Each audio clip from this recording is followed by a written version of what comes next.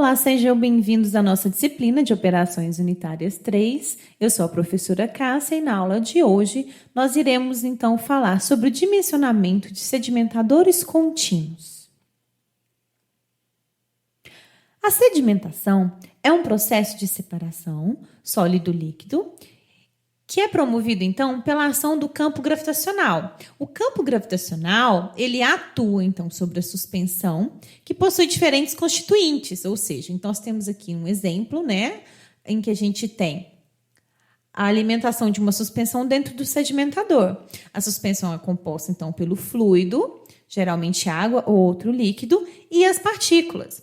Elas têm densidades diferentes, então, quando eles são introduzidos dentro do equipamento, eles sentem a força da gravidade de forma diferente. As partículas, então, que são mais pesadas do que o fluido, elas sedimentam, então elas caem com uma determinada velocidade terminal. E eu consigo criar, então, dentro do equipamento, regiões onde eu tenho um líquido clarificado que pode ser, então, coletado. Dentro desse equipamento, então, eu consigo tanto obter um líquido clarificado, quanto obter na base do equipamento, que nós vamos então chamar de underflow, uma suspensão concentrada com essas partículas. Os sedimentadores são equipamentos simples e que trabalham aí com altas capacidades. Eu consigo então tratar altas vazões de rejeito. O equipamento pode funcionar tanto em batelada, ou seja, eu faço a alimentação e espero a decantação ocorrer a um determinado tempo, até que todas as partículas sejam, então, separadas, ou eu posso trabalhar esse equipamento de forma contínua. Em termos de objetivos, nós podemos, então, fazer a clarificação ou o espessamento. Na clarificação, como nós vemos aqui, o objetivo é obter um líquido limpo. Ou seja, o meu objetivo é obter um líquido clarificado.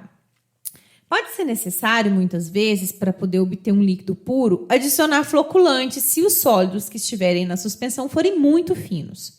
O exemplo disso, de processos de clarificação, ocorre muito no tratamento de água e de rejeitos industriais.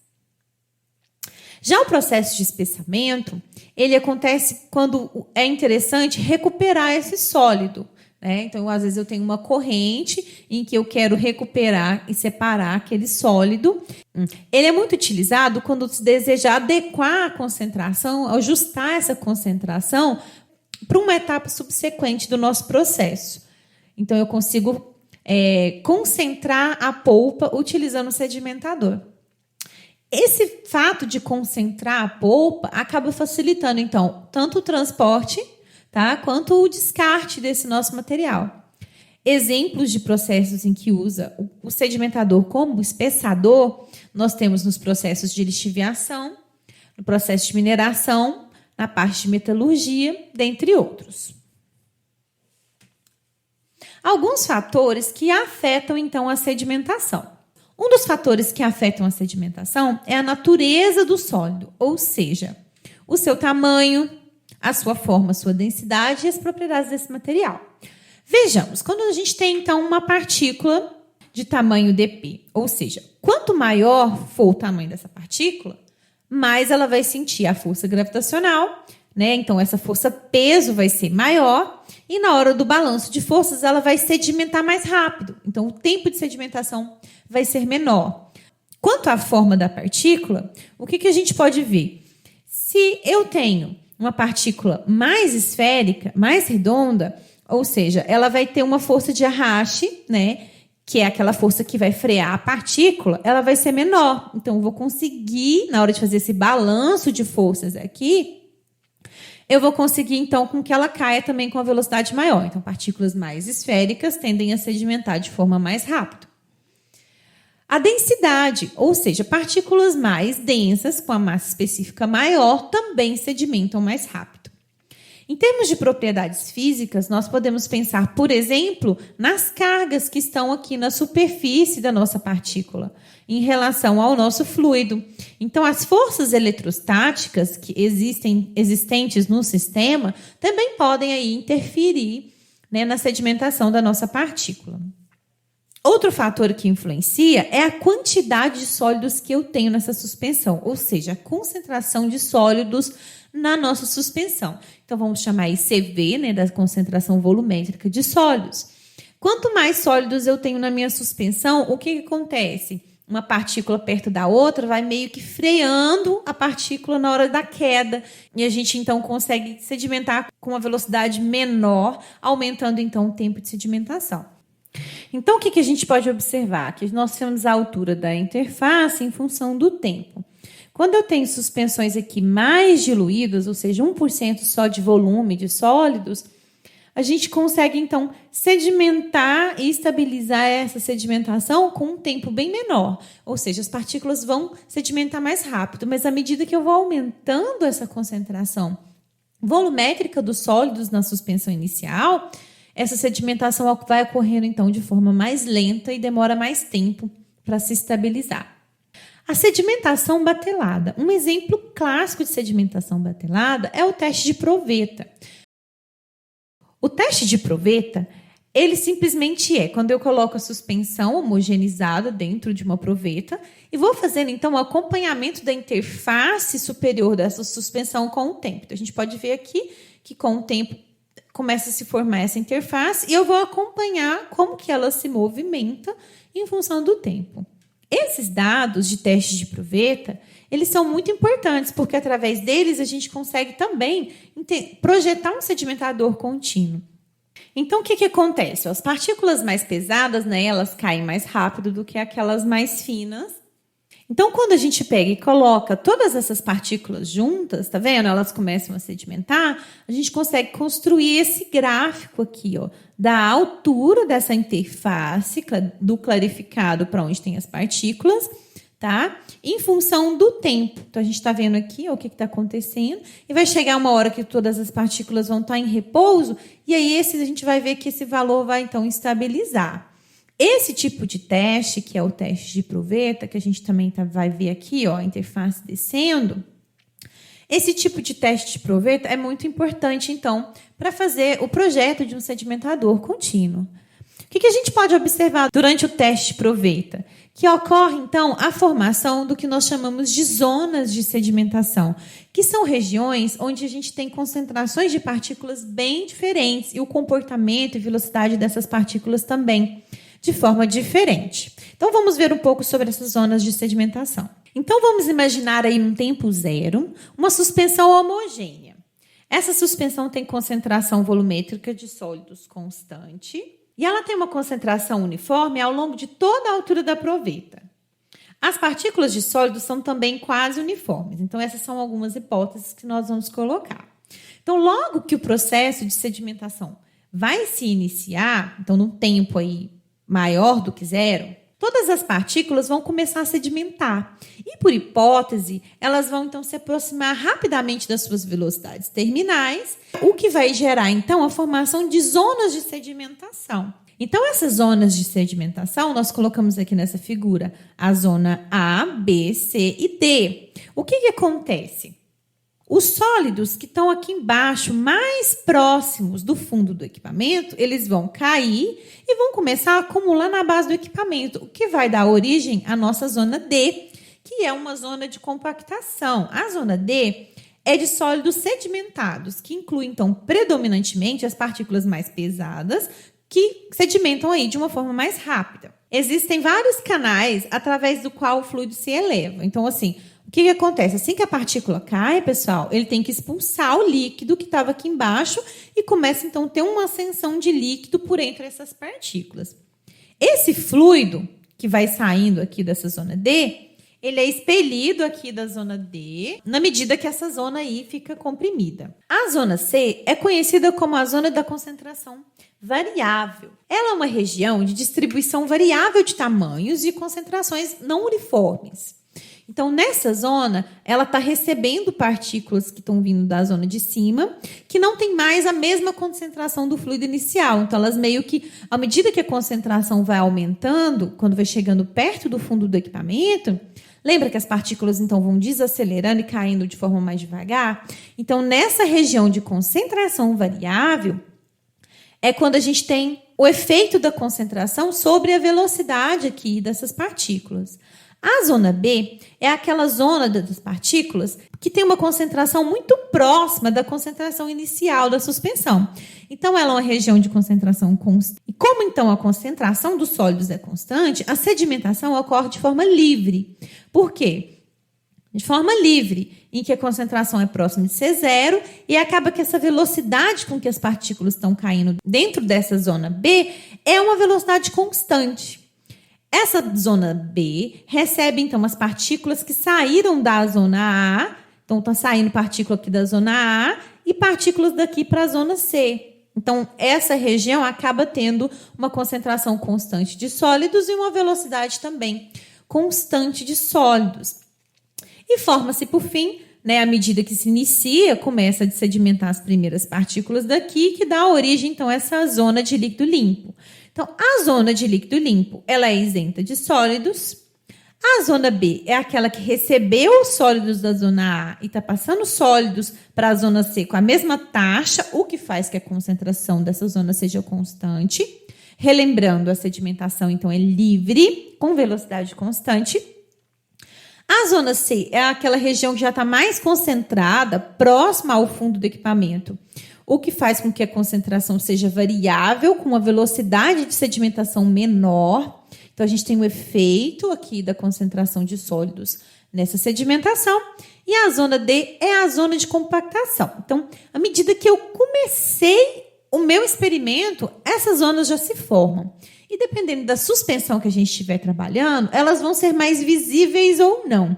Às vezes, a gente só vai conseguir enxergar a zona A e a zona D, talvez. À medida que o tempo vai passando, essas zonas vão mudar, ou seja, vai cair mais as partículas, e a tendência é que vai aumentar as alturas da zona A, que é o líquido clarificado, e vai começar também a aumentar a altura da zona D, que vai começar também a receber os sólidos, e a zona B vai acabar desaparecendo, tá? Porque todos os sólidos que estão aqui estão chegando na zona C, e a gente vai ter então, só as regiões com A, C e D, tá? Até que vai chegar o ponto, pessoal, que a zona C também vai diminuir e desaparecer, tá? A gente vai ver aqui nessa simulaçãozinha, ó, as partículas caindo, eu formei já nitidamente a zona D. A zona B com a zona C fica meio misturada, a gente não consegue muito distinguir, mas a gente consegue distinguir bem aqui, ó, a zona A, tá? Então, ó, essa zona D está aumentando, a A também, a B e a C estão desaparecendo, até que vai chegar aqui o ponto em que todas as partículas vão ficar na zona A e na zona D. Tá? O que acontece, então? Nesse estágio, num tempo bem grande, em que nós teremos só a zona A e a zona D, vai acontecer a compressão lenta desses sólidos. Tá? Por quê? Porque eles empacotaram, e aí esse líquido vai começar a subir e as partículas vão compactar um pouco mais, diminuindo aí um pouquinho a zona D de novo, até que essa compactação vai ficar constante. E a gente vai ter, então, a nossa altura final de sólidos aqui, dessa interface que a gente tem do clarificado com o resto do material sedimentado. Então, o teste de proveta, basicamente, o que nós vamos acompanhar para poder fazer aquela curva? A interface do líquido clarificado com o resto. Certo? É isso que nós vamos, então, acompanhar com o tempo, essa altura, como isso aqui se movimenta. Então, pegando a altura e o tempo, eu consigo tirar a velocidade com que essas partículas aqui que estão na zona B estão caindo. Aqui eu tenho um exemplo, né, para vocês, né, como a gente mostrou anteriormente. Ó, então, inicialmente, eu tenho só uma concentração constante. Aí, formei o líquido clarificado, a zona de compactação e aqui uma mistura de B e C. Isso vai diminuindo à medida em que eu tenho só a zona A e a D. E a zona D, depois, ela compacta mais, tá? Dependendo também do seu material. E a gente chega aqui no final. Então, jogando isso aqui para o gráfico, o que a gente pode observar? Então, no início, eu tenho uma velocidade de queda constante das partículas, né? Então, no início eu estou aqui. Então, aqui bem no comecinho, elas vão cair com velocidade constante. Então, vai ser quase uma reta, tá? Próximo aqui do início do teste, a sedimentação é livre. Então, eu vou ter um ponto de transição, até que vai chegar aqui um ponto que é esse experimento aqui, que ele chamou de ponto crítico, onde todas as partículas chegaram dentro da zona de compactação. E agora, daqui para frente, o que vai acontecer? Por que a altura muda? Só porque eu estou compactando, eu estou comprimindo, né? Essas partículas elas estão sendo comprimidas, né, pelo peso do líquido, vai expulsando esse líquido que fica ali entre as partículas e eu consigo compactar um pouco mais, né, fazer essa compressão da zona D. Coloquei aqui para vocês um exemplo, tá, de uma sedimentação que nós fizemos no laboratório, na UFTM, uma sedimentação de polvilho em água, né? A gente sabe que várias das fecularias pequenas, né, elas trabalham com a sedimentação batelada no seu processo. Então, eles têm os tanques de sedimentação e aqui a gente fez um teste de proveta, mostrando que leva aí cerca de 14 horas, tá, para a gente conseguir ter aí a sedimentação, a separação final do nosso material. Por que nós estamos falando tanto do teste de proveta, né? Porque apesar da sedimentação batelada ser utilizada na indústria, o mais utilizado na indústria é a sedimentação de forma contínua. Então, para fazer a operação de sedimentadores contínuos, nós utilizamos os testes de proveta como base. Sedimentadores, então, contínuos. Nós vamos achar na indústria vários tipos de sedimentadores, tanto com área de seção cilíndrica, quanto com área de seção retangular, tá? E nós teremos também alguns sedimentadores, como, por exemplo, nesse exemplo aqui, que é o sedimentador lamelar, tá? Ou lamelado, em que a gente tem paredes ou obstáculos aqui dentro, né? Para algumas paredes aqui, ó, que quando a gente faz a alimentação, as partículas vão sedimentar, mas caso alguma delas aí seja as mais finas, né? Tentem ser arrastadas, ela acaba batendo na parede que tem aqui dentro, o que facilita, então, a coleta desse material no fundo do equipamento. Então, quando nós falamos de sedimentador, eu vou projetar um sedimentador, eu tenho que especificar, né, o tamanho desse sedimentador para uma operação industrial. A gente tem que definir, então, quem é a área dessa seção aqui transversal, né? A partícula vai sedimentar assim. Então, quem é essa área transversal à sedimentação da minha suspensão? Então, essa área, nós precisamos projetar. A área, ela controla o tempo de sedimentação dos sólidos. No projeto, nós temos que definir quem é a área capaz de lidar com aquela vazão e quem também é a altura desse sedimentador. Essa altura ela não vai necessariamente alterar a taxa da sedimentação e nem a concentração final do lodo, mas ela é muito importante porque eu tenho que ter uma altura suficiente para garantir que a sedimentação aconteça de forma livre e que o líquido que vai sair no topo do equipamento vai sair realmente clarificado, isento de sólidos. Temos aqui, então, algumas imagens, tá, de sedimentadores da indústria, que a gente tem um sedimentador aí industrial. Nós temos aqui o sedimentador vazio, que a gente pode perceber aí, né? Ele tem aqui, então, ó, raspadores, tá? Para poder fazer a raspagem do lodo no fundo. Aqui nós temos a região central por onde eles vão fazer a alimentação, tá? Tem geralmente um motor aqui que faz essa pá gigante girar. A gente pode ver bem aqui na beirada, ó, que tem o que a gente chama de vertedor. Então, o líquido vai passar, tem essas ranhuras que deixam o líquido transbordar e ele é coletado aqui no vertedor. A gente vai ver outras imagens que vai possibilitar a gente ver melhor. Nesse caso aqui, ó, a gente tem um exemplo de um sedimentador que não é circular, é retangular e tem aí mais de um raspador para poder fazer a remoção do lodo na base do equipamento. Uma imagem, né, de cima mostrando aí, por exemplo, a estação de tratamento em que você tem aí vários sedimentadores. A gente pode observar, pessoal, que a dimensão, a área que esse sedimentador ocupa, né, perto aqui a gente pode ver das outras construções, são áreas muito grandes, mostrando aí que são equipamentos que conseguem trabalhar e tratar altas vazões de rejeito. Então, vamos falar do espessador contínuo convencional. Ele é basicamente um tanque, tá, que é provido de um sistema de alimentação da suspensão. Então, eu vou ter um tubo de alimentação, uma região aqui central onde eu vou fazer a alimentação da suspensão e outro aqui no final para fazer a descarga ou retirada do espessado. Para fazer essa retirada, eu tenho, então, que raspar o fundo, remover o sólido que vai estar no fundo para direcionar ele para essa base. Então, geralmente, essas regiões aqui da parte funda do equipamento, elas são cônicas para facilitar o escoamento dessa lama, né? Que a gente sabe que lamas concentradas com sólidos geralmente se comportam como, às vezes, como fluidos não newtonianos, ou tem uma dificuldade maior de escoamento. Então, a gente precisa aí, né, geralmente, desse fundo cônico para poder facilitar a remoção e a descarga dessa lama no underflow. Pode-se colocar, então, alguns dispositivos, né, de descarga.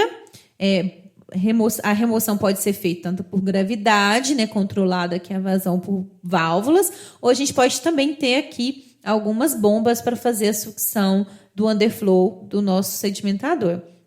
A gente tem aqui também, pessoal, um mecanismo, né, de rotação desse eixo central, onde fica preso aqui, então, o rotor com a pá raspadeira, tá? Para fazer a raspagem da lama. E aqui a gente pode ver em cima, ó, um vertedouro, né, uma canaleta aqui, em que eu vou deixar o líquido passar, e aí nessa canaleta lateral eu vou coletar, então, a descarga do fluido clarificado. Então, em cima aqui nós vamos chamar de overflow, e aqui a descarga de baixo nós vamos chamar de underflow, onde vai sair, então, a nossa suspensão concentrada. O espessador contínuo Dor-Oliver. Esse espessador, que a gente tem, então, essa base cônica no fundo, tá? Com regiões de vertedouro para coletar o sobrenadante. Então, ele é um tanque cilíndrico grande. Geralmente, esses tanques podem ser feitos de concreto armado ou podem ser feitos de aço, né? Quando de aço aí, geralmente menores do que 100 pés. Podem também ser feitos com terra compactada e com cimento. A alimentação, então, ela é introduzida lentamente, tá? Lá no centro do equipamento, de forma a minimizar a turbulência, porque a turbulência pode o quê? Promover a recirculação de sólidos e levantar esses sólidos aqui, impedindo, né, que o clarificado saia realmente isento de sólidos. O mecanismo, então, de varredura, que é a pá que fica no fundo, ele é acionado externamente, né, utilizando aí um motor, um rotor e pás, para conduzir o sólido que é depositado até esse ponto de descarga do underflow. Essas velocidades de raspagem, né, do raspador tem que ser uma velocidade aí bem baixa, tá? Para não promover mistura dos sólidos. Geralmente opera aí de 20 a 35 FTs por segundo em tanques grandes. E possui aí um dispositivo para remover os sólidos concentrados e outro aí para remover o líquido clarificado no topo.